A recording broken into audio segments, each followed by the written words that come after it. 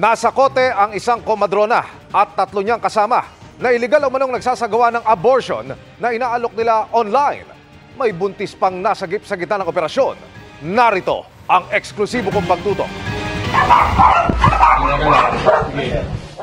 Sinalubong ng mga aso ang mga pulis pagpasok sa target area sa Caloocan. Tila normal na paupahan lang kung titignan, pero dito raw isinasagawa ang abortion na online umanong inaalok ng isang komadrona. 16 to 20,000 ang price ng bawat isa sa magpapa-abort. Ang mga nagiging kliyente dito usually mga estudyante. Kayo ma'am ay may karapatang manahimik. Huli sa akto ang suspect, pati ang 3 iba pang tumutulong sa procedure. Inamin naman niya na siya talaga yung gumagawa ng abortion na yon. Bali, parang gusto lang daw niya makatulong sa mga lumalapit sa kanila. Nabisto ang operasyon nang magpanggap na magpapalaglag ang isang undercover policewoman. Sa pag-uusap nila sa Messenger, ipinaliwanag ng suspect ang proseso ng abortion at tiniyak na sanitize sa mga gagamitin. Hindi rin daw sila scammer, kaya hindi dapat mag-alala. Na-recover sa operasyon ng Mark Money na iniabot ng undercover iba pang mga gamot at aparato na ginagamit sa abortion.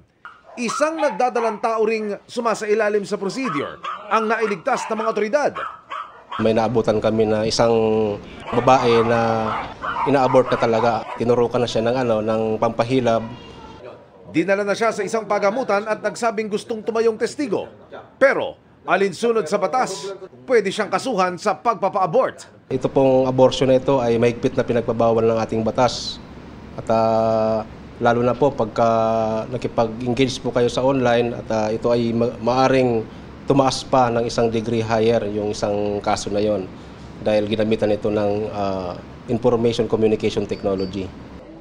Kinasuhan ang suspect ng paglabag sa Medical Malpractice Act at Pharmacy Law.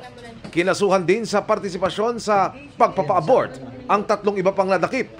Dinala sila sa custodial facility sa Camp Crame at wala pang pahayag sa krimen. Para sa GMA Integrated News, Emil Sumangil, nakatutok 24 oras.